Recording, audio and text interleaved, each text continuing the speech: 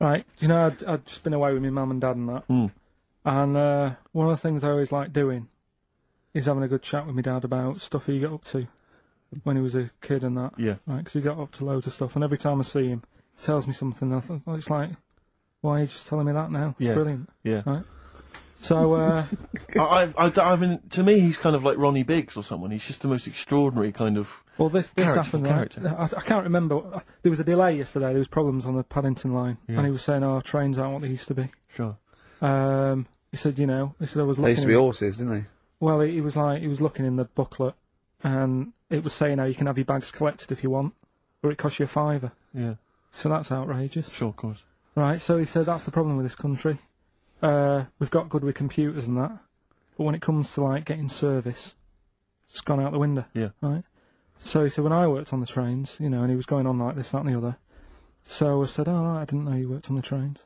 He said, "Yeah. When I was 18, right, it was his job to get the coal, right, and chuck it in the engine, right. And one day he's in Grand Central Station in Manchester, which is now the GMX Centre, right, and that was like the main station, and he was in there. The fella who should have been sort of driving the train, right, he said, "Oh, I'm just nipping to the pub." Sure. So you just stay here, keep the engine topped up and stuff. Yeah. So he's like, "Yeah." For a quick getaway. Yeah. Right? So the fella goes in the pub, and my dad's in there, you know, putting the coal on. He did his bacon and eggs on a little shovel. Yeah. Yeah. And anyway, fella comes up. He says, "Right, can you move the train forward now?" Oh, blimey. So he was like, "Oh."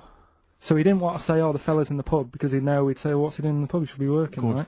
So he said, "Yeah, no problem. I'll sort it out." Right. So he puts it into gear or whatever you do on them trains. Sure, right? puts it into first, yeah. Starts going forward. Now, people who don't know about trains, something that I learnt is if you're carrying a load of coal or whatever on the back of it, they don't have brakes on each carriage, right? It's only the engine that has brakes on it. So when you pull the brakes on the engine, the whole weight of what it's pulling is pushing you forward. Sure. Right? Yeah.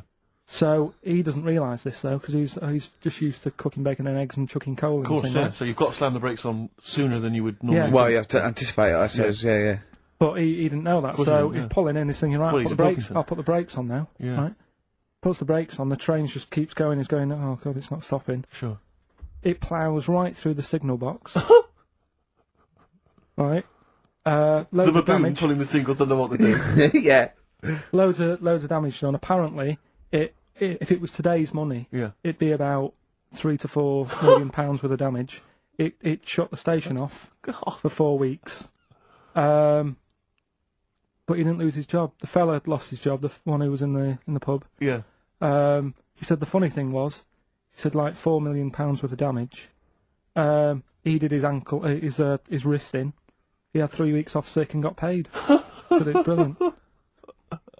So I love your family. It's extraordinary. The Pilkington gene. weird, isn't it? I'd like to see a documentary following you and your family. You'd have to get the family involved. No, the sort of stuff my dad goes on about. We'd never put it on telly.